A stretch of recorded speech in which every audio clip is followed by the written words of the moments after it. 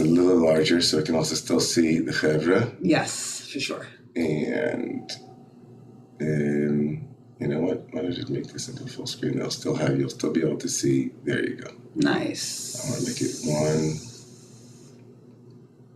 one page. Okay. So I'm going to aim for half. Okay. Okay. Why is it blue? There you go. Okay. Okay. Okay. Okay. So we're going to dive into this parsha and basically look at two different themes. And the first theme is inclusion. And, who's building the Mishkan? Hopefully you'll see in a minute, but there's a passage that's extraordinary for its inclusivity in terms of gender.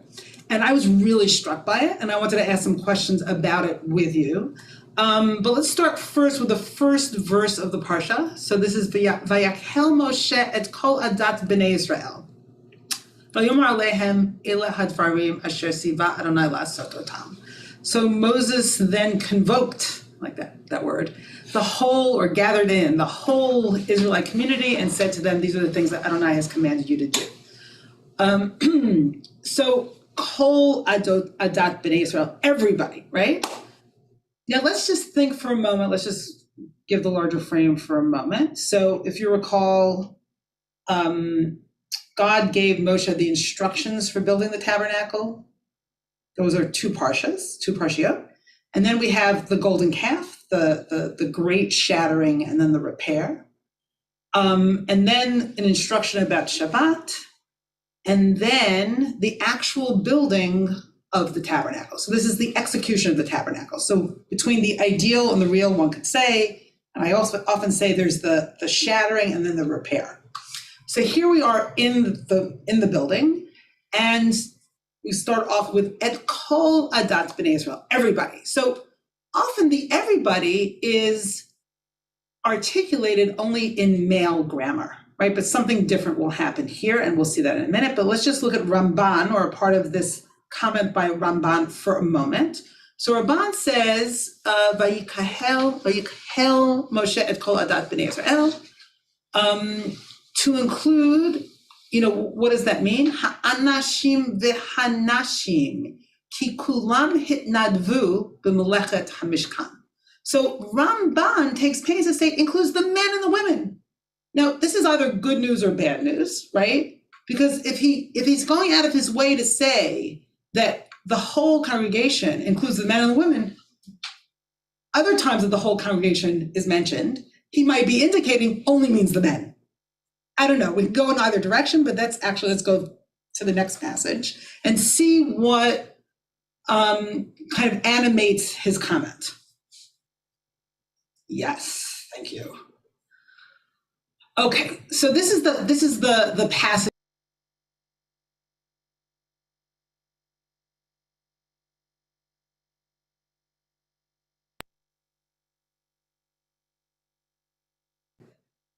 Look at them. We're still muted. We're still muted?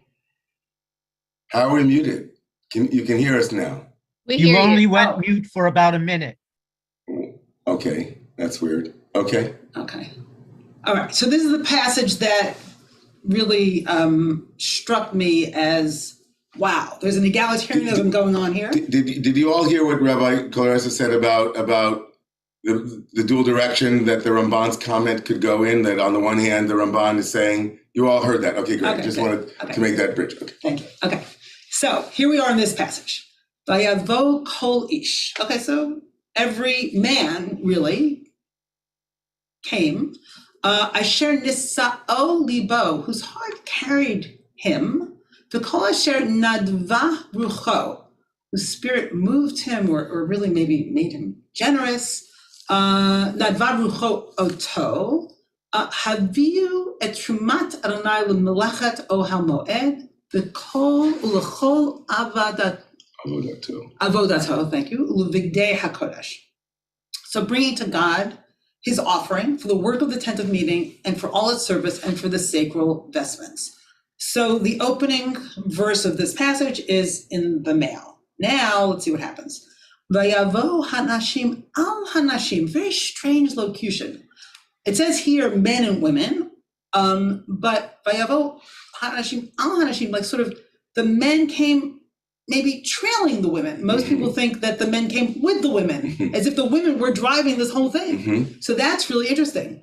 Kol nadiv lev, right? All whose hearts move them or make them generous.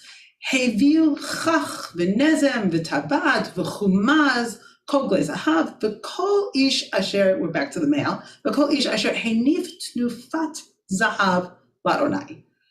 So came bringing brooches, earrings, rings, pendants, gold, objects of all kinds. Okay, so let's continue. We're reading this really to track what's happening with gender. V'chol ish, now we're back to the male, asher nimsa ito techelet v'argaman v'tolad shani v'shesh v'izim v'orot elim ma'adamim v'orot chashim heviu. So 23, everyone who had in his possession blue, purple, crimson yarns, fine linen, goat's hair, tanned ram skins, and dolphin skins. Who knows where they got dolphin skins? In the desert, right, brought them. Okay. Kol merim trumat kesef nechoshet heviu et trumat Adonai v'chol asher nimsa ito atzei shitim v'chol melacha avodah heviu. So I'm going through these things quickly, but if you want to say anything about them on the way, rub it, you can, or I invite you to. Everyone who would make gifts of silver or copper brought them as gifts for Hashem, and everyone who had in his possession acacia wood for any work of the service brought that. Okay, so now we're back to the female. V'chol isha chochmat lev biyadeh tavu, v'yaviu madveh et hatchelet et hargaman, et tolat hashani ve'et hashesh. All the skilled women are literally wise of heart, spun with their own hands and brought what they had spun in blue, purple, and crimson yarns and in fine linen. And now we continue with the women here. V'chol hanashim asher nasa liban otana v'chochma tavu et ha'izim.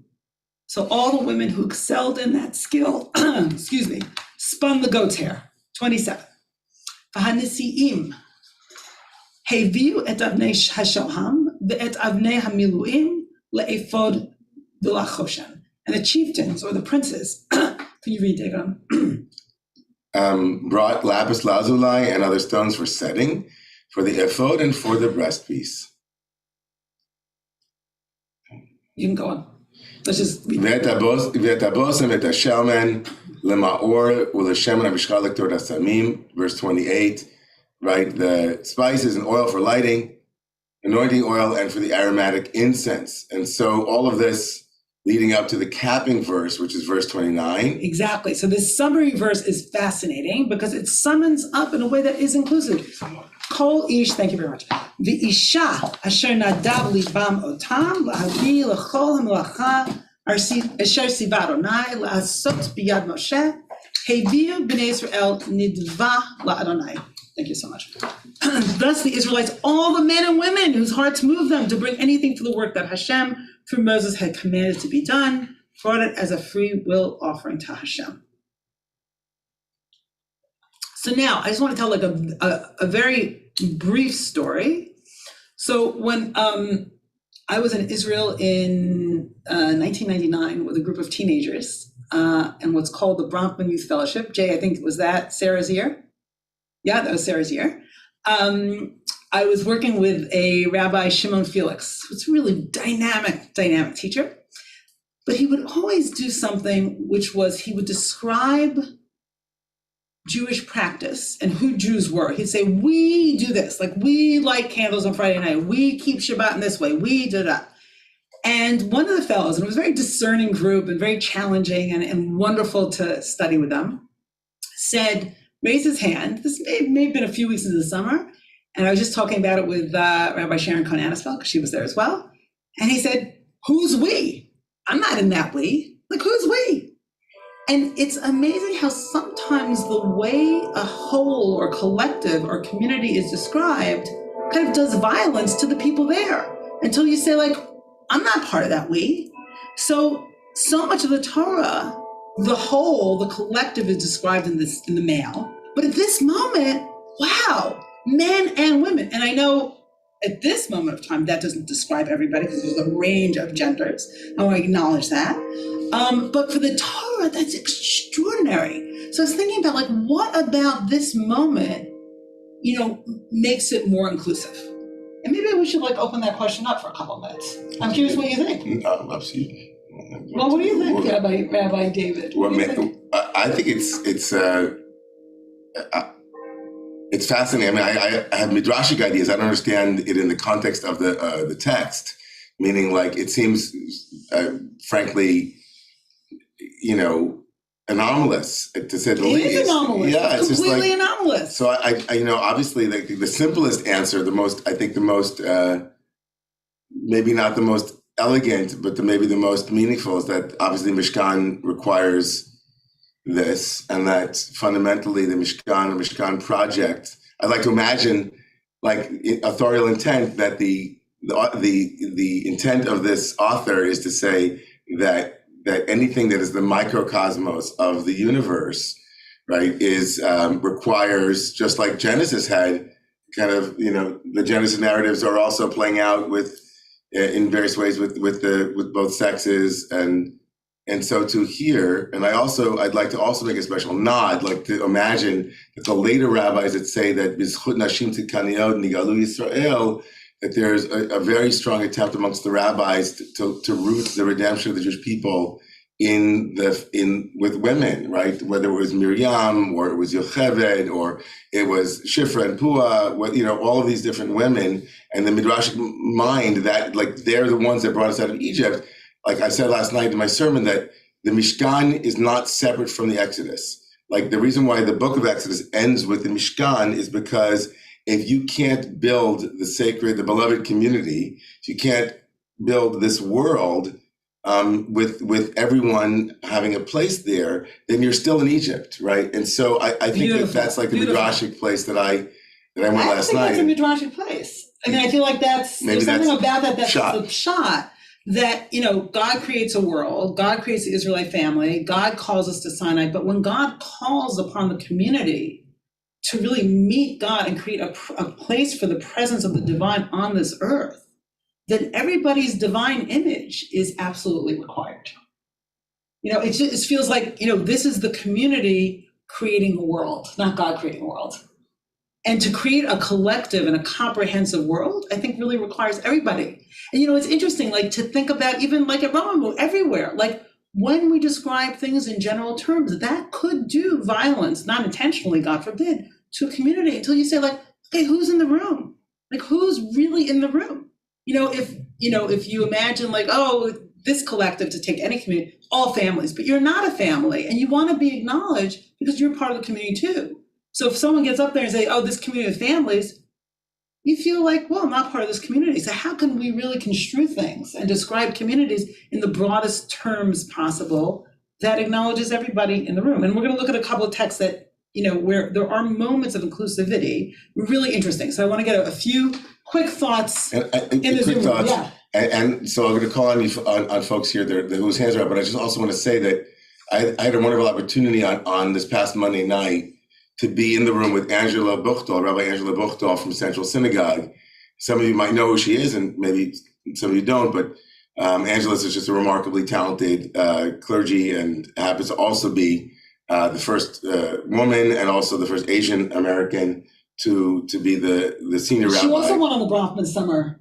Right, and she was right. And so she's the first woman and the first Asian American to be the senior rabbi at Central Synagogue in its illustrious history. And we had a conversation on Monday night about inclusivity. That was actually our conversation. And we also noted that there is a tension, though. It's like there is a tension in inclusivity. For example, even if the people in the room at Central include people of various genders and identities, and also various nationalities, different ethnicities, they have a very clear rules around who can participate in services, even at Central, even in a Reform Temple, even more, actually more stringent than Romemu in certain ways. Oh, that's so interesting. Which is interesting. And so we talked about, like, the tension between the tension between wide open tent that has no boundaries, and there are boundaries, And what's interesting in this text is even though it's gender inclusive, of course, or let's say sex inclusive, it's also, it roots the women in Chachmat Lev. Like it isn't like every woman came forward and knit the yarn. The Torah actually grounds a certain capacity of artistry in those who brought, even though everybody brought a gift, there's still a certain tension in the text between the realities of building a beautiful Mishkan with all of its requirements and also who participated in a particular way. Like I think that some of that is also within the collective. Within the collective, exactly. Right, people participate in specific ways. With ways. Their own skills. With their own skills, gifts exactly, and talents. Exactly. Okay. So let's hear some. So Asher Chaim, Shelley, Jay, and we're going to limit this. Actually, we're going to cut this off at Eden. So each one, please speak as briefly as possible. Go ahead, Asher Chaim. There's a midrash about the golden calf, that the men took their wives' jewelry by force, that the women were not willing participants in the golden calf. And what happens when you have a men-only fraternity is you end up with a golden calf. If you really want to make a mishkan, you need the men and the women coming forward together, sharing their ideas and their gifts and their talents. So excellent. I love when people... What?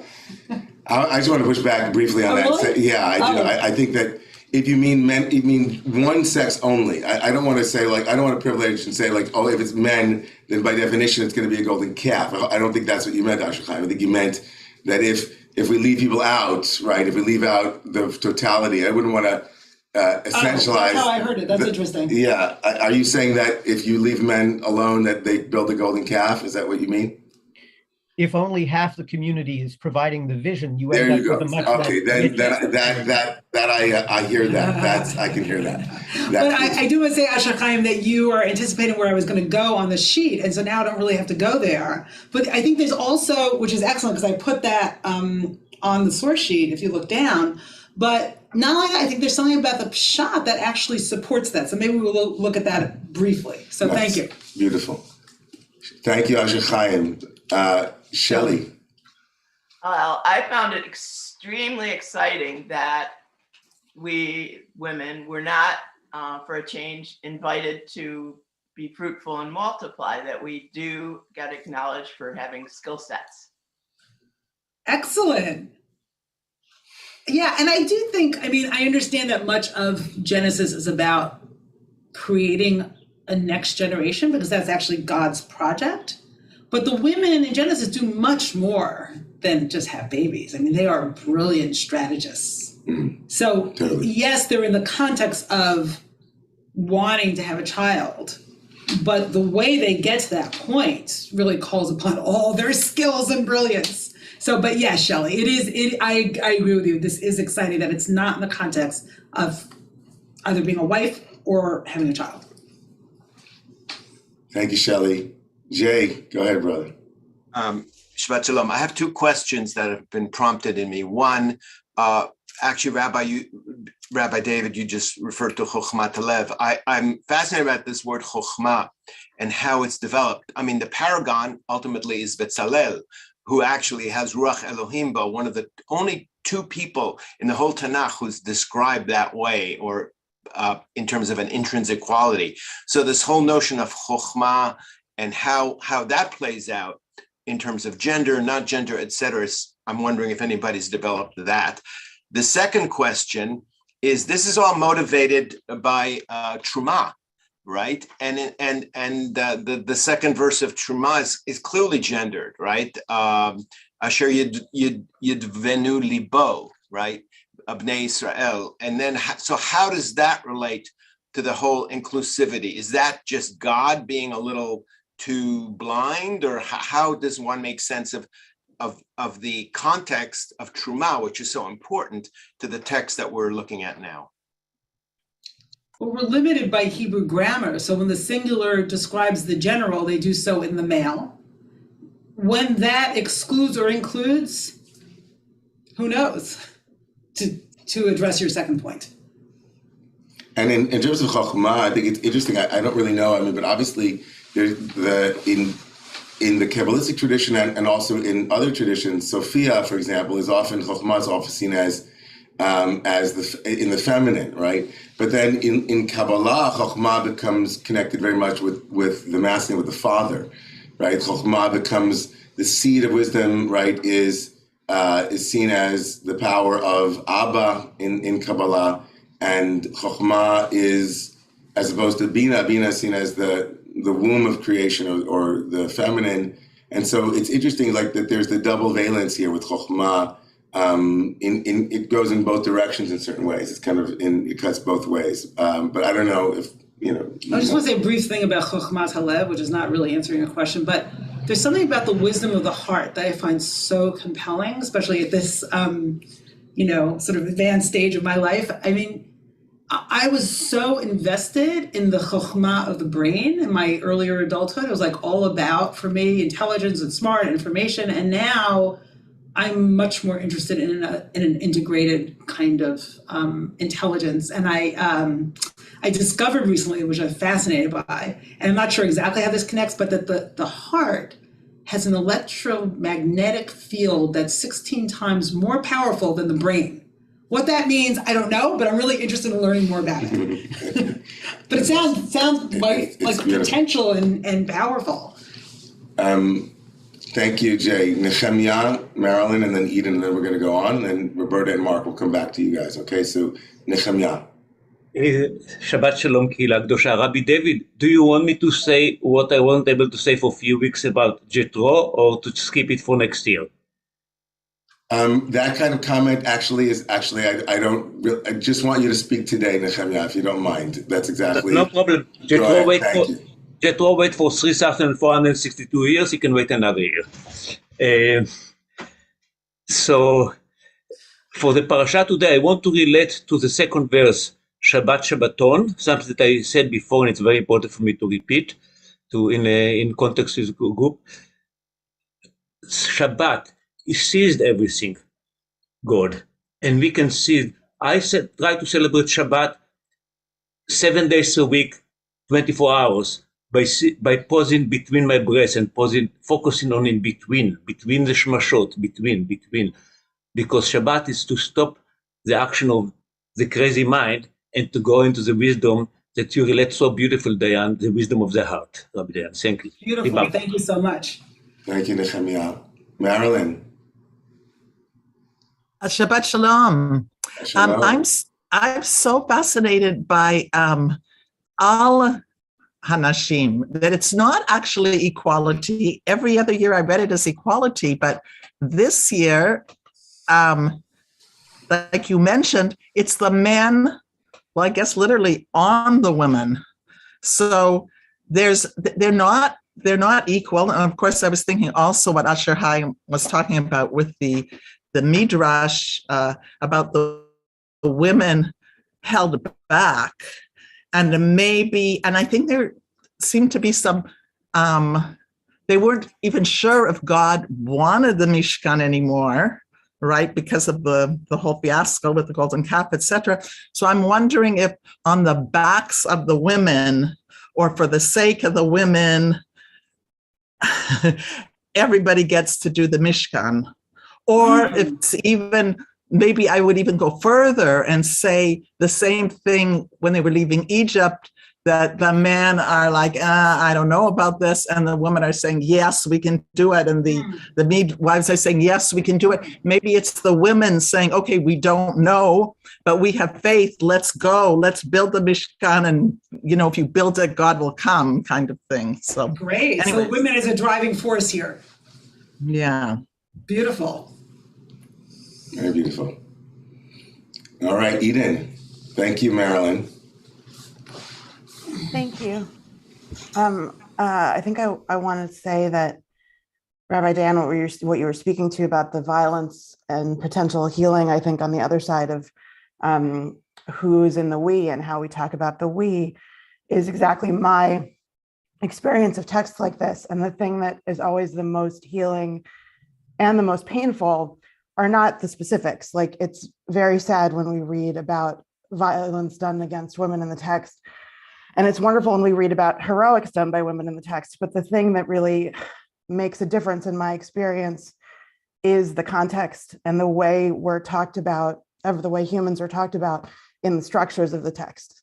And does the omniscient narrator recognize that my humanity vibrates at the same frequency as anyone's humanity? And regardless of all of the details, which are beautiful and exciting, and there's, you know, tomes of midrash about, it's, for me, it's really just that basic thing that is the most meaningful, and can be very difficult, because there are, well, whatever, we know it can be difficult. So that is, for me, what's most healing about this text. And I find myself not even wanting to dig in a way. And it is an anomaly, and like, okay, fine, it's an anomaly, but I kind of don't want to explore, at least in this moment, why. I just want to sort of live in that vibration. Yeah, that's so beautiful, yeah. Eden. Yeah, thank you. So I want to say that what you're saying is so moving to me.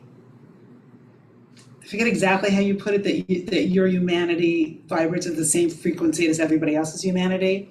That there's, you know, I often say that, you know, the Torah is so difficult, and there's so much violence, and it's patriarchal, and it's this, and it's beautiful, and it's everything in one package. And, you know, how do we receive that? It's painful sometimes to receive that as sort of revelation and divine revelation.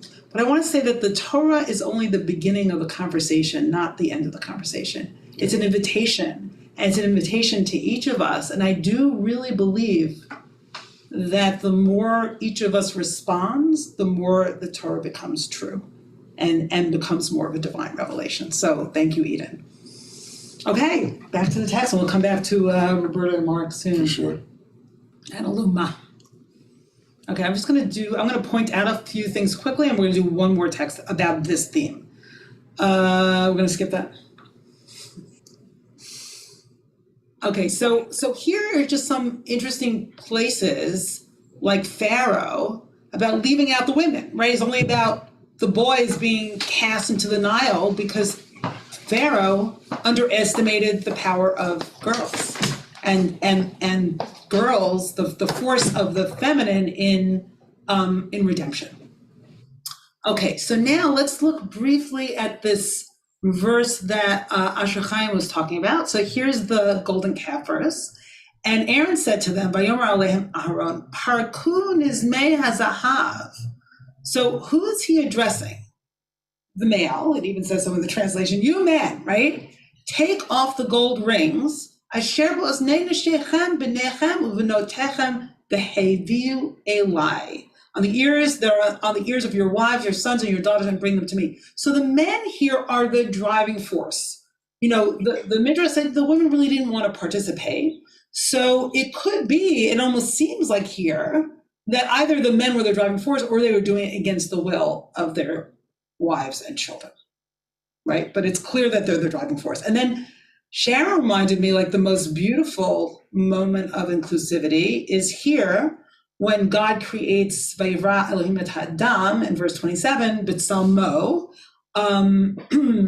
in the divine image, in God's image, B'Tselem Elohim bara oto,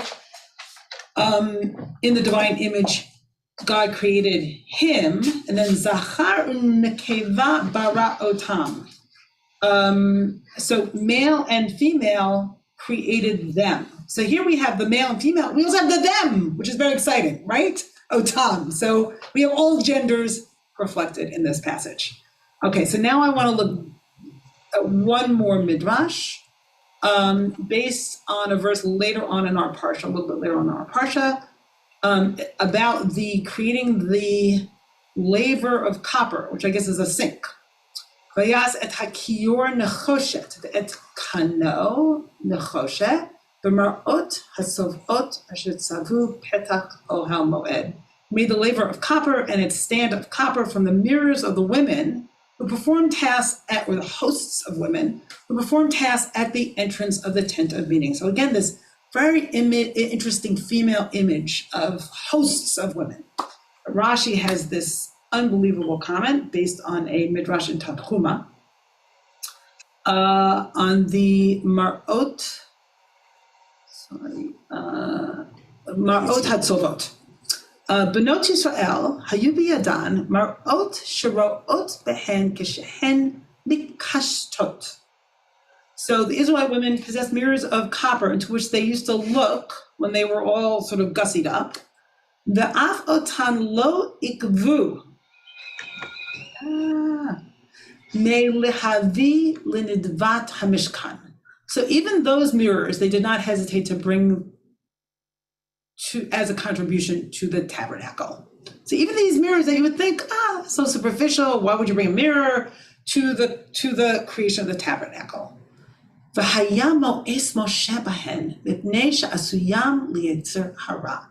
Moses despised them, rejected them, because they were created for the Yetzer Hara, the evil impulse.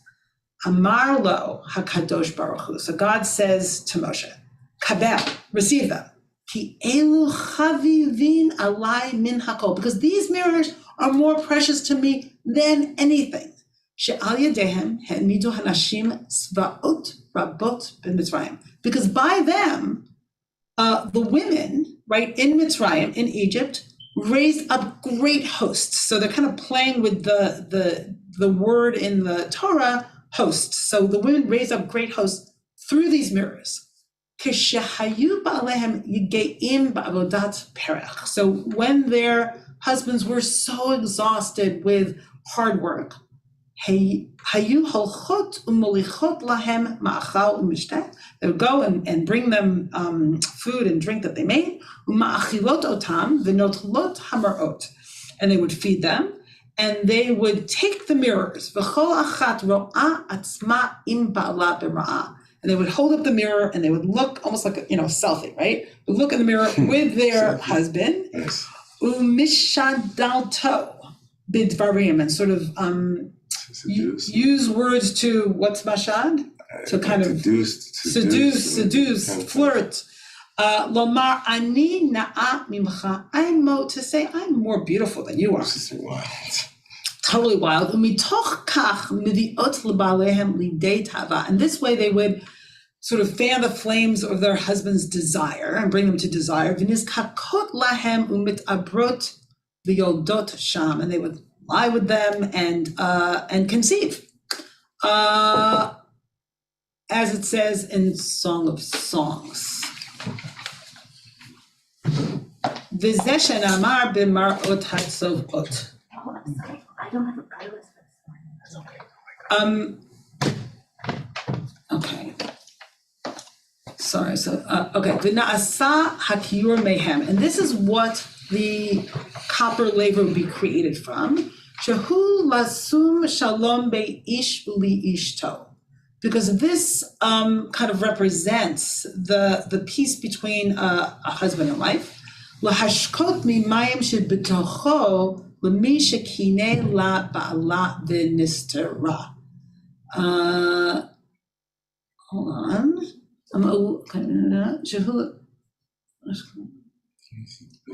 We could just stop. I think we could just stop here. Yeah, okay. It's just saying like the laver was used to, in the case of a sota. Oh yes, you're right. It's about a sota, yeah, right? We skipped we transitioned to another issue.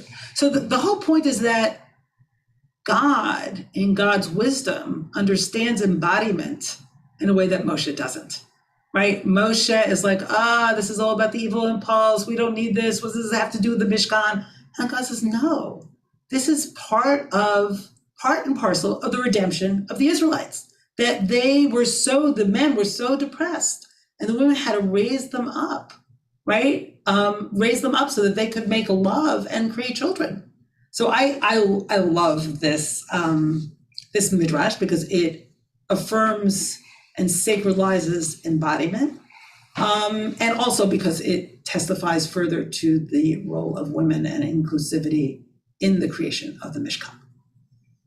It's a crazy midrash. It's crazy. It's absolutely a nutso. It's so profound and so complicated. And so unexpected. And right? Aviva Zornberg has a whole piece about this. I mean, what's the nature of that I think the original, where you're going in the midrash, you're thinking that they're about to say that women use the mirrors to make themselves beautiful. And then that itself would be seductive, right? But instead it's like they would look at their husband, then they would get into a competition. I'm more beautiful than you. And that was the eros. Yeah. To tease them into awakening their own eros or Yeah, and there, in a sense, like when you're enslaved, how can you understand that your body is also made to make love, right? Right. And also the Midrash is also problematic from a gender perspective because it still essentializes, like it uses women's aesthetic, like their like quote unquote obsession with their own physical beauty, or like they were using these mirrors to make themselves beautiful, but it also sacralizes that and says the purpose of their beautification was for the sake of life itself and for so to liberate. Right, eros and I mean it's so full, but then that it becomes the laver too. I mean, in the Midrash, it becomes the source of the water of the adulterous waters, which are intended to clarify the love between husband and wife, or in this clarify or whatever. But like it also is a place where water. I mean, water is also an image of that which was destructive towards the masculine or towards male babies in the land of Egypt, and so.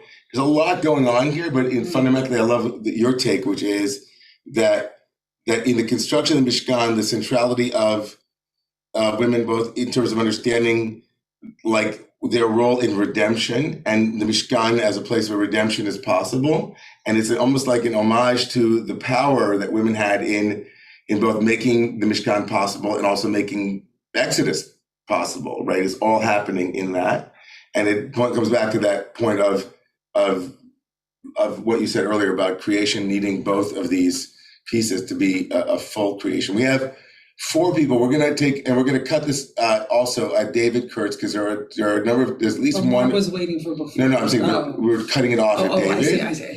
And then we're going to come back to try to get at least one more text in before we go into the shul. So Mark, Aluma, iPhone, and David Kurtz. Go ahead, Mark. Going back to what you said about the Chokhmah and the Bina, and that the women sort of brought, the Chokhmah of their inner wisdom, and that sort of connects to their divine masculine within. So I'm also thinking that there must be some way in which the men connected to their inner Bina, because really for the Mishkan to exist, the fullness of one's humanity, one's inner masculine and feminine, need to come together. And so I'm kind of feeling like the half of the women where it's talking about their inner masculine gets brought to the fore, so they become more fuller people. Yeah. Are wondering where the men do that as well. Well, certainly it says with regard to B'Tzalel that he is filled with Tvuna, which is Bina. And certainly, that quality in terms of B'Tzalel as the architect is very much apparent. The Torah doesn't use Bina when it comes to like the nation as a whole. They're using it only with regard to B'Tzalel, but that's one place. No, it's an interesting thought. It's an interesting thought. All right. Wonderful point. I think always as Hiros Gamos, as the Mishkan is the source of the divine union between all the different parts, it would make sense, to have a more balanced, in general, right? The more balanced, maybe the Kohanim, Leviim, good question. Aluma, go ahead. Thank you, Mark. At the risk of maybe, hopefully not offending anybody, and if I'm not getting backlash for this comment, I feel that, I'm just prefacing it now. I think it's really important to look at the gender of this, but I'm more concerned with the what than the who. Like what's underneath who, more the qualities that are being brought forth rather than if it's a male or a female or they, or it's more the qualities and the necessity of having all these qualities built into the Mishkan. Because if you look at everything that's brought to the Mishkan, there's qualities of each one of those things that are representative, I feel, of a human being. And I'm wondering if anything has been ever written about that, or if this is a horrible thing to be bringing up. And if it is, I'm sorry. No, there's nothing horrible about what you're saying. But the first thought that comes to mind is that the quality, at least I'm conveying right now, is certainly not the only one, is inclusivity, is that everyone has a place and a gift, and in the strongest community, the strongest community finds a place for everyone's gifts. But is it everyone or is it what everyone has? I kind of like to look at things as something more being held inside than the who. And maybe that's because of my own projection of being backlash for embodiment. I don't know, but I'm more concerned with what. And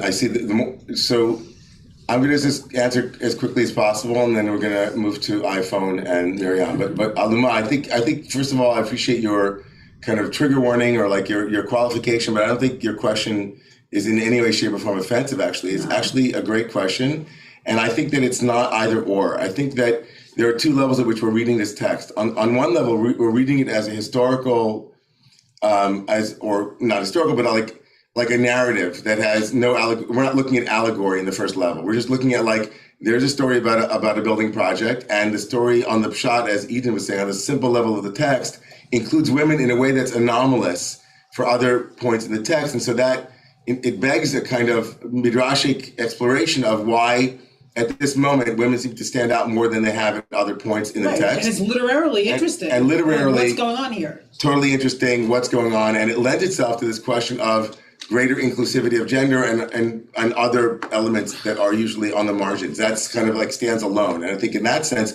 who really does matter. In another sense, as you were thinking always mystically and always thinking about allegory and metaphysics. And so I think that for 2,000 years, we've looked at the Mishkan not as an actual place per se, but as a representation of the inner world. And like the Torah itself has that level of meaning. And on that level of meaning, the what is also fundamentally vital. That's also the question about chokhmah and binah, those qualities that we were discussing that Mark spoke to and others spoke to, which is like what's happening here? What are the qualities being spoken to that can be cultivated irrespective, actually, and specifically irrespective of what body you have or what role you have in a given society, but like the intra-psychic work or the powerful psycho-spiritual work that's also an added layer of meaning. But those two things don't negate one another, but they're held actually in the various ways that we interpret the text and the ways we look at the Mishkan. I think that that's equally valid. So you're asking about chokhmah. How does anybody develop chokhmah? How does anybody develop binah? How does anybody embody tiferet? Those are all excellent questions. I'm not a Kabbalah person, but I would say chokhmah, in the way that I understand it, like deep chokhmah, is understanding like who's in the room and who's in a community and seeing that. So I might be missing your point.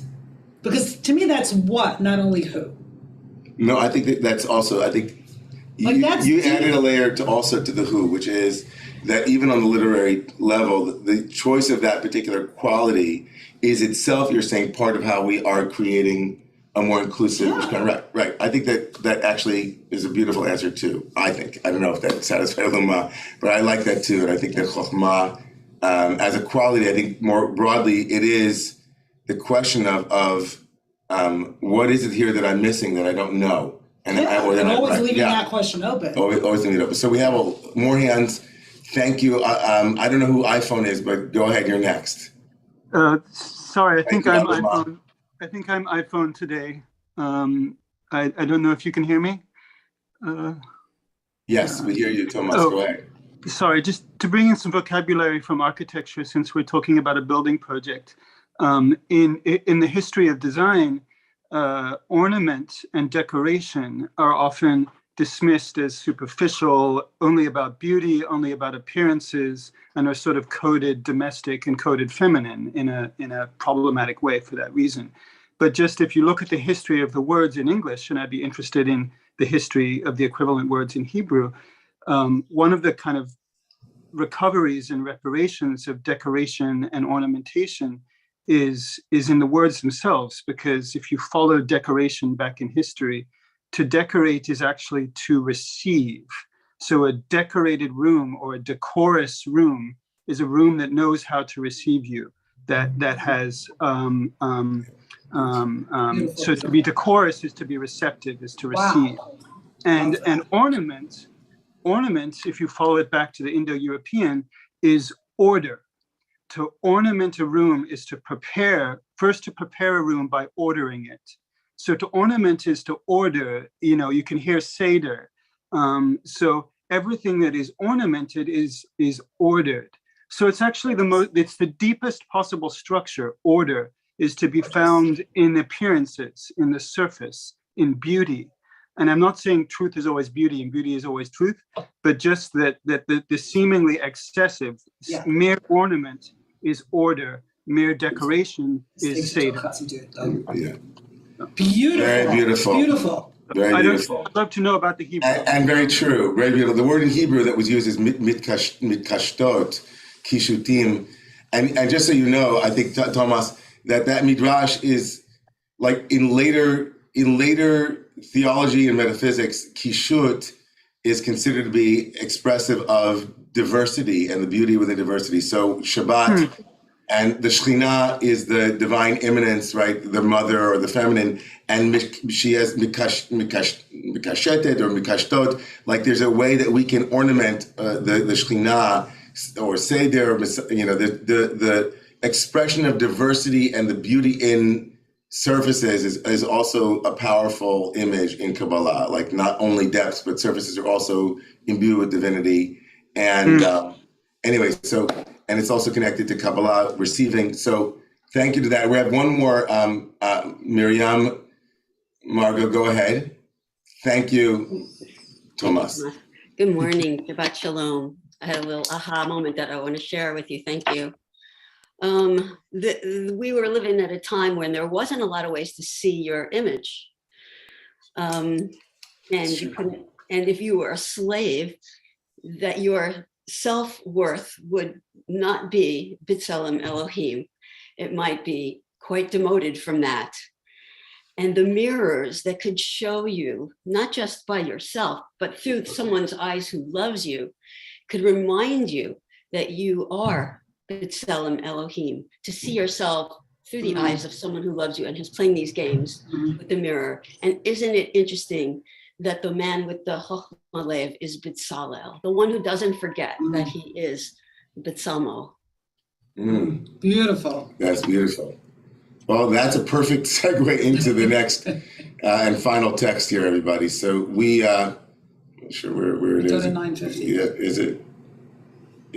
Where is it? I think it's this. Let me see. I think it was actually the first Chassidut. Oh, the first Chassidus. Yeah. Okay. Which is not the Or Chaim. Right above it. No, number 10. The Shem Yishmuel. I think so. All right. So this text is from the Rebbe of Sakachav, the Sakachav Rebbe. And I just wanted to read this to you because it's very beautiful. I think we thought it was very beautiful when we looked at it, and it kind of brings us in for a landing here. So the Sakachav Rebbe was challenged by Avo Kol Ish Asher Nisa'o Libo V'Chol Asher Nidva Rucho Oso Heviu Es Shemat Adonai, that each person, right, who came and their hearts were lifted, and those who were generous of spirit, Nidva Rucho brought. And he's troubled by this doubling of language. It seems to be odd. And he says, V'yesh la'avin. He says, we have to understand what is the doubling of this language, right? Why does it say the ones who lifted their hearts and also the ones who were generous of spirit? And then he brings the Nachmanides. We saw, he brings a number of commentaries who give examples that aren't really an answer. And here's his answer. Right, he says that the reason why the Torah talks about two different kinds of giving, and not just, right, we're talking about two categories. There are women that gave and men that gave, and they gave different things, but like there seems to be two repetitive terms for those, the spirit of giving, the quality in giving. And he says that, here's how I make sense of it, he said, right? He says that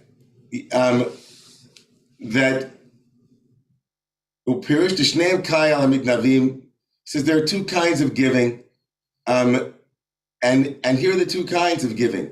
Says the first kind of giving, is that he says that if we need to understand why gold is being used in the Mishkan and the Tabernacle, it's because the Torah teaches us that gold came directly related to the sin of the golden calf. The gold of the Mishkan is connected to the gold of the golden calf. He says the Israelites were depressed ma'od They were very depressed and very low. This is very much back to what Margot was saying. Back in the land of Egypt, he said everybody was depressed, right? Margot said everybody was depressed. They used the mirrors to remind themselves of their own beauty and their own self-worth. If you were a slave, you didn't have that. But here you looked into the mirror and you thought, oh, I'm created like B'Tzalel in the image of God. He said, so the Sakarchava Rebbe says that's the truth also about the Mishkan, is that there are people who, in the aftermath of the golden calf, thought, oh my God, we're so depressed. I can't believe we just did that. And we're completely, right? Look how low we've fallen. And he said, we're not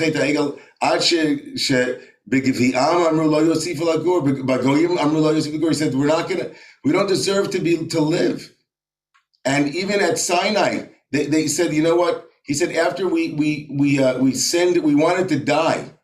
We were willing to give, we thought that our sin was so egregious and so remarkable. There was so much regret and remorse. We thought there's no way we can go on living. We're willing to die for this sin. He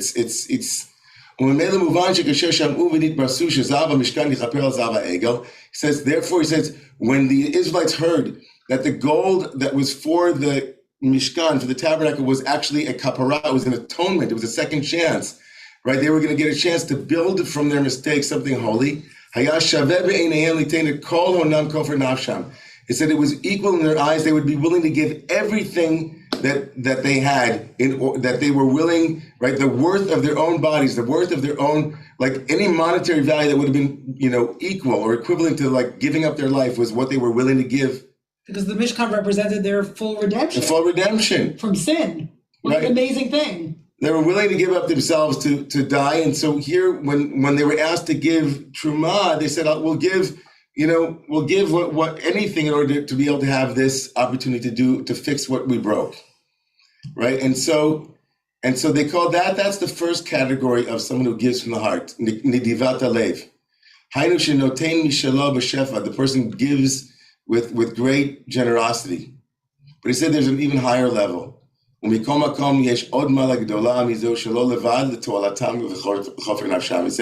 there's an even higher level in our hierarchy of giving, he said. These two categories. There are some who give because it's an opportunity to fix everything that came before and they would do anything to do that.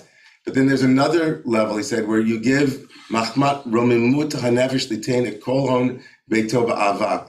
It's like a person will give, to elevate their soul. They realize that the project is so important that it doesn't really matter, right? Whether or not it's for their own purpose or it's just such an important reason to give it. It's for the elevation of the soul. Romemu hanefesh, he calls it, right?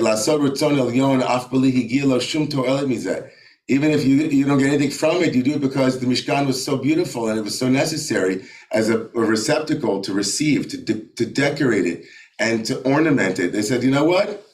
It wouldn't matter, right? V'adam chashuv, right? He says, when people who are valuable people are involved, the way that they give is chashuva nitina lekabbalah. The way that they give, right, is as important as the way that it's being received.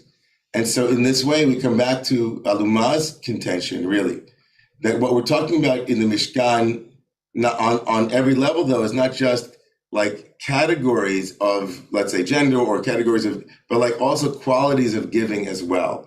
And that in the end of the day, the notion of someone who has a generous heart and someone who has a generous spirit is, in the Hasidic terminology, is like, what qualities are you cultivating in receiving and in giving and receiving? And that actually comes back to that point. The way that we look at the Mishkan is also, at least on that level, an inner place. So I think that we have one more hand that was up, and then we're going to leave, and I know that you guys will continue the conversation. Richard, go ahead. Thank you. First, I just want to say how deeply saddened Elizabeth and I are, because we, and I know many, many others here, have ancestors from the Pale and particularly from Ukraine. So I have them in my mind. As to the discussion today, it's really fascinating. There's a double, sometimes contradictory strains of legal thought and feminist legal theory. And as many of you know, I teach gender and law in many ways and have studied this stuff for a long time. One is equality and the other is difference theory.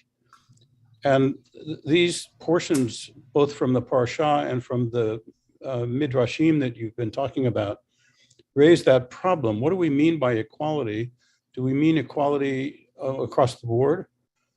Pregnancy obviously makes that very difficult. Or do we mean something else about particular qualities that people of various gender presentations bring to the table? And the Parsha itself is sometimes male speaking male, sometimes female, sometimes both. And is in that sense very deep. It's much more than about inclusivity. It's about inclusivity in what ways? And that's both a deep part of this part of the Parsha and a deep part of contemporary legal and feminist thinking about the ways in which men and women fit in a civil society. So I think this Parsha is remarkable in the way it raises those kinds of deeply complicated problems. Yeah, Richard, I think you're raising something so important. And I have to say that recently, I forget what Parsha it was, but about a month ago, I saw a bat mitzvah girl, I don't remember, it was somewhere else, give a Dvar Torah, give a sermon about menstrual justice, which is exactly about this, that different kinds of people have different needs. And real inclusivity means taking into account those real life day-to-day needs. So yeah, I think that's an essential point. And also, I think I was also thinking, and I know that we're gonna have to close, but also thinking obviously that when we talk about inclusivity, we don't mean, this is I think the place where what Richard's pointing out and what we were pointing out earlier also where they meet, which is there's no universe in which inclusivity means everyone, because, right, like, we can't have full representation at this moment on the Supreme Court, even if there's an African American woman on the Supreme Court. We don't have full representation of every subgroup of the American polity, and that would be an impossibility to some degree. But what we're talking to is equal access, and what does inclusivity? What are the barriers to being included in a given thing? When one can say that it makes sense that that a place like Rome, let's say, that will have members, that there's a way for a person, every human, to become a member, but we differentiate between those who are and those who are not, right? So that's exclusive, right? In that sense. So what we mean is, of course, what are the reasons for being excluded? Are they legitimate reasons, or are they unethical and immoral reasons, right? That's essentially what Richard is saying to some degree, that there are legal constructs and there are natural reasons for, let's say, being excluded. Someone who's not yet a citizen of our country is not included in citizenry, right? But are the barriers to becoming a citizen unethical, immoral, right? That's essentially what you're saying, Richard. And I don't know if that is, but I thought that's to some extent what you were also inviting in that. So obviously there's more conversation. I see Richard shaking his head. Maybe he'll clarify whether or not I captured that or not. I don't know. That usually means no. So I'm just going to take that. I just want to say one thing about menstrual justice is that what this girl said so brilliantly is that, we give people soup, we give people food, we give people housing, and women have to spend money on, to keep themselves, just meet their needs that they don't have. And then she raised all kinds of money to help homeless women, buy menstrual products, just to be specific about that. And it felt very radical to talk about that in public in a synagogue. It is very radical, and I'll tell you something even more radical. In about an hour, we're going to talk about having women in the Torah. We're actually going to place a little baby girl into the Torah, literally, at a baby naming in about an hour and 15 minutes. So we'd like to invite the entire community to join us.